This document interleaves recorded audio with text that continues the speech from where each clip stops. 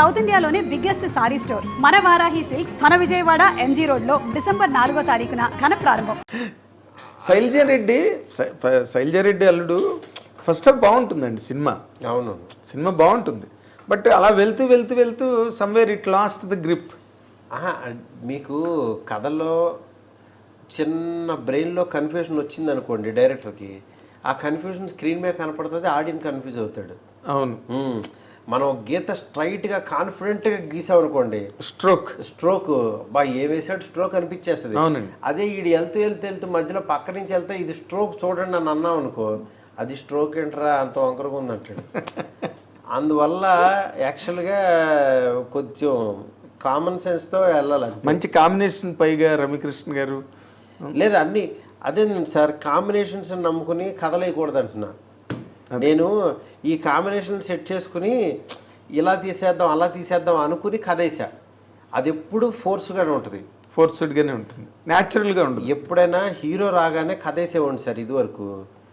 నేను అది చాలా తప్పని చేశాను. అదే కనుక ముందు నా బ్రెయిన్లో ఈ కథలు చెప్పాలని అనుకున్న వాటి మీద అన్ని కథలు సక్సెస్ అయినాయి. దాంట్లోకి హీరోలు వచ్చేవాళ్ళు, హీరో వచ్చిన తర్వాత కథ వేసేకి పోయినాయి. ఓకే, అందుకని యాక్చువల్గా నా దగ్గర ఉన్న కథకి హీరోకి అప్లై చేసినవి సూపర్ హిట్లు. ఓకే ఓకే, అది ఎప్పుడు చేయాలి, మన లోపల కొన్ని ఐడియాల మీద వర్క్ చేయాలని మన మెకానిజం ఫిక్స్ అవుతుంది. అవును, ఐడియా దాటి వాళ్ళు రాగానే వీళ్ళ దాంట్లోకి వెళ్ళేద్దాం అని అనుకుంటాం, పరకాయ ప్రవేశం చేస్తాం, కానీ మన బాడీ వాళ్ళ బాడీ సింక్ అవుతుంది అప్పుడు. అవును, ఎగ్జాక్ట్లీ అదే ప్రాబ్లం. అదే నేను అడుగుదాం అనుకున్న పాయింట్ మీరు క్రాస్ చేశారండి. జనరల్గా ఇప్పుడు మీరు కథ రాసుకుని పక్కాగా అది ఈ రోజుల్లోవా లేకపోతే ప్రేమ కథా చిత్రమా లేకపోతే ఇంకోట ఒక కథ రాసుకుని ఎస్ ఇందులో నేనే హీరో, లేకపోతే కొత్త కుర్రాడు ఆఫీస్కి వచ్చిన కుర్రాడు వీడి హీరో అని మీద నుంచి చూసి మరి వాడే హీరోరా మన సినిమాకి అని చెప్పే ప్రాజెక్టులు మీరు కంఫర్టబుల్ అండి? లేకపోతే లేదు మనం ఇప్పుడు ఒక నానితో చేస్తున్నాం, ఒక శర్వానంద్తో చేస్తున్నాం, లేకపోతే ఒక బన్నీ లాంటి పెద్ద హీరోతో చేయబోతున్నాం అనుకున్నప్పుడు మీరు ఇబ్బంది పడతారా, కంఫర్ట్ ఫీల్ అవుతారా? అలా ఏం లేదు సార్. నాకు మంచి ఐడియా ఉందనుకోండి, ఈ ఐడియా అబ్బా నెక్స్ట్ ఈ సినిమా తీయాలి, ఇది యూనిక్ ఐడియా, ఇది ఇంతవరకు రాలేదు స్క్రీన్ మీద, డెఫినెట్గా ఇది చాలా బాగుంటుంది చేస్తే అనుకున్నప్పుడు ఆ ఐడియా మీద వర్క్ చేస్తే ఈ ఐడియాకి ఎవరు వస్తారు అని చూసుకుంటా. ఒక పెద్ద హీరో, ఈ హీరో దగ్గరికి వెళ్ళి చెప్దాం, లేకపోతే ఈ హీరో రాకపోయినా సరే బిజీగా ఉన్నా ఈ హీరోకి వెళ్ళొచ్చు, ఈ హీరో బిజీగా ఉన్నా ఈ హీరోకి వెళ్ళొచ్చు అని నేను అలా 3 ఆప్షన్స్ చూసుకుంటా. ఓకే, 1 2 3 పెట్టుకుని ఆ కథ తయారు చేస్తా. ఒకవేళ కనుక వీళ్ళ ముగ్గురికి ఈ కథ వెళ్ళే టైంకి ముగ్గురు బిజీగా ఉన్నారు, సంథింగ్ ఇదేంది, ఈ కథ తయారు చేసిన అవ్వట్లేదు, అప్పుడు ఆల్టర్నేటివ్గా ఇంకో 2, నేను ఎప్పుడు ఒక 2-3 కథలు సైమల్టేనియస్గా పెట్టుకుంటా. ఓకే, 3 లైన్లు ఉంటాయి, ఈ దానికి ఇది అవదా ఇది ప్రతిరోజు పండుగ కదా 40 డేస్లో రాశాను. జస్ట్ ఐడియా చెప్పిన తర్వాత ఓకే అన్న ఇది రెడీ అన్నాడు. దాని తర్వాత ఒక 15 రోజుల తర్వాత వచ్చాడు, ఫస్ట్ హాఫ్ వినిపించా, దాని తర్వాత సెకండ్ హాఫ్ ఎలా ఉంటుందని చెప్పి అయిపోయింది. అట్లా నాకు ఐడియా ట్రిగ్గర్ అయితే చాలా ఫాస్ట్గా రాసేస్తాను. అదేలే, ఐడియా ట్రిగ్గర్ అవ్వకపోయినప్పుడే మీకు కొంచెం డెలివరీ ప్రాబ్లమ్స్ వస్తాయి అంతే. అదే అంటే నార్మల్గా ఎవరికైనా జరిగేది అనుకోండి, ఎవరికైనా అంతే ఈ క్రియేటివ్ ఫీల్డ్లో. అవును, తర్వాత నార్మల్గా మీరు కొంతమంది డైరెక్టర్లను కూడా ఎంకరేజ్ చేస్తుంటారండి. అవును, మీరు డైరెక్టర్ సార్. నాకు ఎందుకంటే నాతో పాటు నలుగురు ఎదిగితే బాగుంటుందని అనుకుంటాను. వెరీ నైస్ అండి, వెరీ నైస్ ఐడియా అది.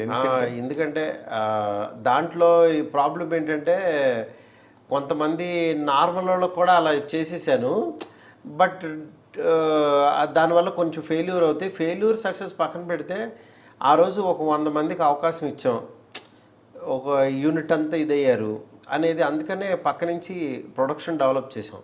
అవును, ఇప్పుడు లక్కీగా ఎప్పుడు నాకు వెనకుండి నాకు హెల్ప్ చేసే ఎస్కేఎన్ ఇప్పుడు ముందుకు వచ్చేసాడు, పెద్ద ప్రొడ్యూసర్ అయిపోయాడు. 100 crore క్లబ్ ప్రొడ్యూసర్ ఎస్కేఎన్. లేదండి, తన కష్టం అండి, మీకు తెలియదు ఏముంది ఎస్కేఎన్ గురించి, మీకు కొత్తగా చెప్పాలి. అవునండి, ఎందుకంటే తను సేమ్ అంటే ఒక మనిషి సక్సెస్ అయ్యాడంటే తన వెనకాల ఒక బ్రెయిన్ ఎప్పుడు వర్క్ చేస్తుంటుంది. అవును, మా సక్సెస్ వెనకాల ఉన్న బ్రెయిన్ ఎస్కేఎన్ అట్లాగా. ఓకే. అట్లా గీతా ఆర్ట్స్లో కూడా వచ్చే సినిమాలు అవ్వచ్చు, ఇట్లా వాసు వెనకాల అవ్వచ్చు. అట్లా ఇప్పుడు తను ఏంటంటే ఇప్పుడు తను ముందుకు వచ్చాడు. మేము ఆల్రెడీ సెటిల్ అయ్యాము, తను కూడా ఇది అవ్వాలి. తను కూడా బాగా టైం తీసుకున్నాడండి. తన కంగారు మనిషి కాదు సార్.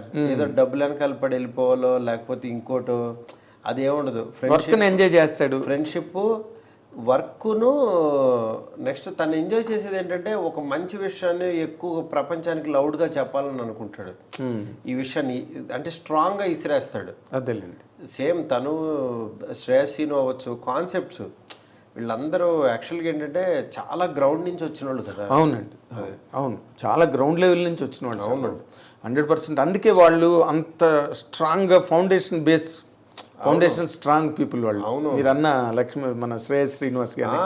ఎందుకంటే ఒక ఆడియో ఫంక్షన్స్ ఇవి చేసి దాన్ని ఒక బ్రాండింగ్ లాగే బిల్డ్ చేసి మొనోపొలి అయ్యి ఇవాళ వేరే వాళ్ళు ఎవరు చేయకుండా తన దగ్గర ఇదే కాదు, ఇంకా అసలు తనతో మాట్లాడితే 100 ఐడియాలు చెప్తుంటాడు. అవును, అవును.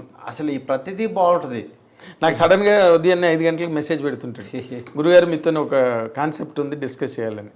అలాగే చెప్పురా, వస్తాను, ఏ టైంకి రమ్మంటావు అని అడుగుతా. I love his ideology. And మనం కూడా బెటర్ అవుతాం అలాంటి ఐడియాలజీ.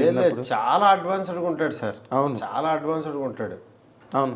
ఇప్పుడు బేబీ సినిమా జరగడంలో కానీ లేకపోతే ఆ సినిమా ప్రారంభం, ఆ సినిమా దానిలో మీ పాత్ర ఎంత ఉన్నదండి?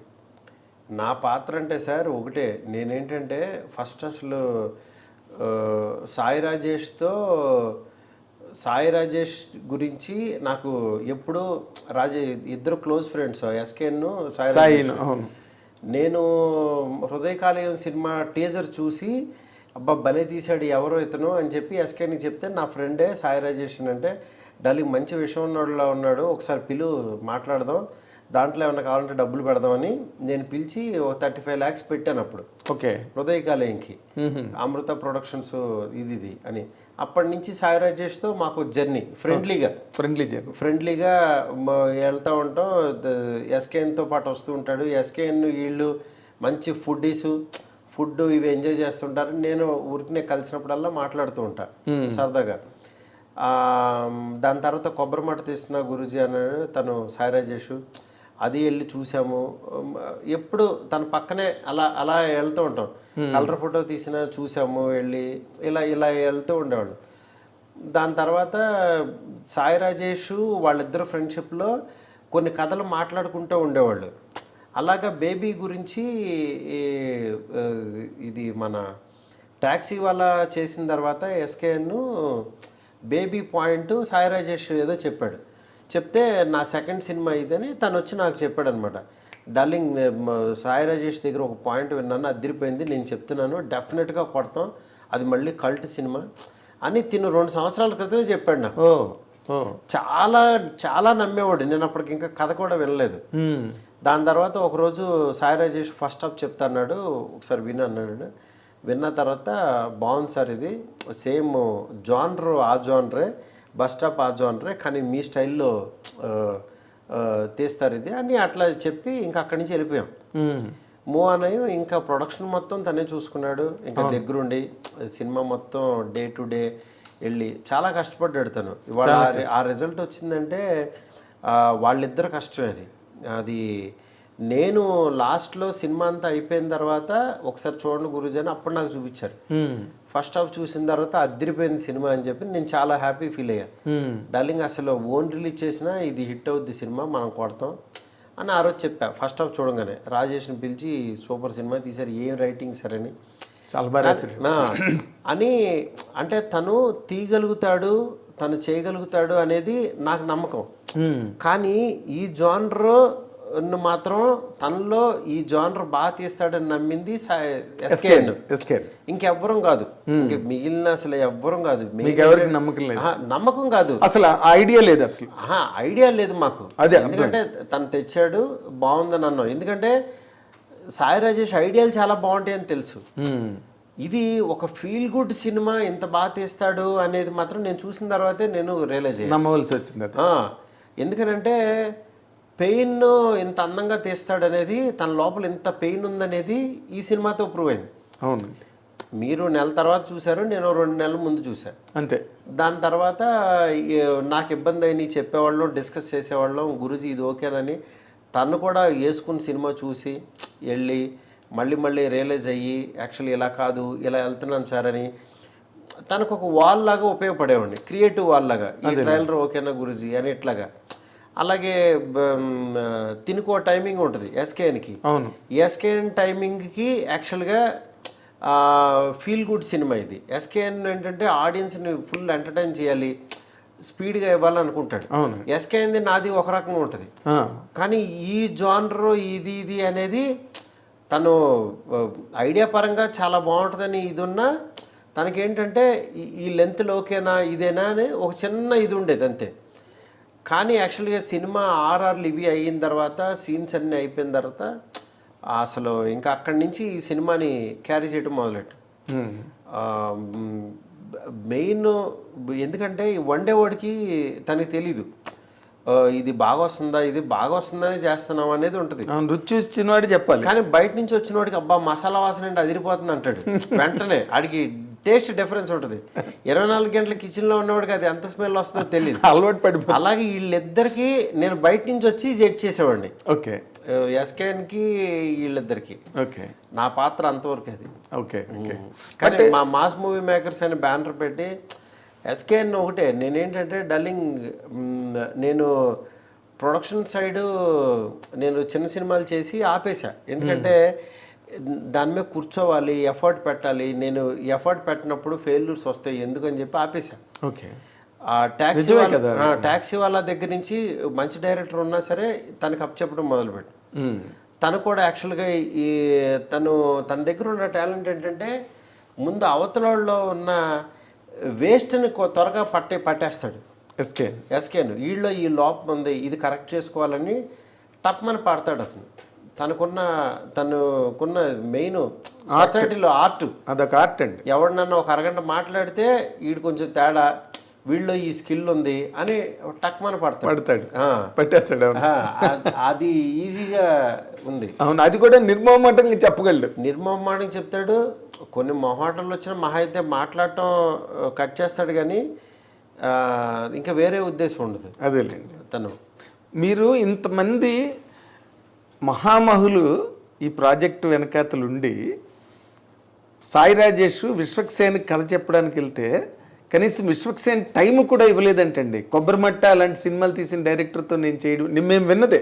మా కళ్ళ ముందు జరగలేదు ఆ డిస్కషన్. వెర్బాటం మనకేం తెలియదు, మీకు తెలియదు, నాకు తెలియదు అసలు ఇలా విశ్వక్సేను ఇదయ్యాడు ఇది అని నాకు తెలీదు. ఎందుకంటే ఇప్పుడు ఎస్కేన్ వాళ్ళు వెళ్ళేవాళ్ళు డార్లింగ్ ఆనంద్ ఎవరికొండ కథ చెప్పాము, తను బాగా నచ్చిందని ఫుల్ ఎగ్జైట్ అయిపోయాడని. ఇలా నాకు జనరల్గా పాజిటివ్ మ్యాటర్సే నాకు దీనికి అయ్యే సక్సెస్ అయినయే చెప్పారు. వేరే విషయాలు పెద్ద అలా డిస్కస్ చేయరాళ్ళు, అలా క్యారీ చేయరు.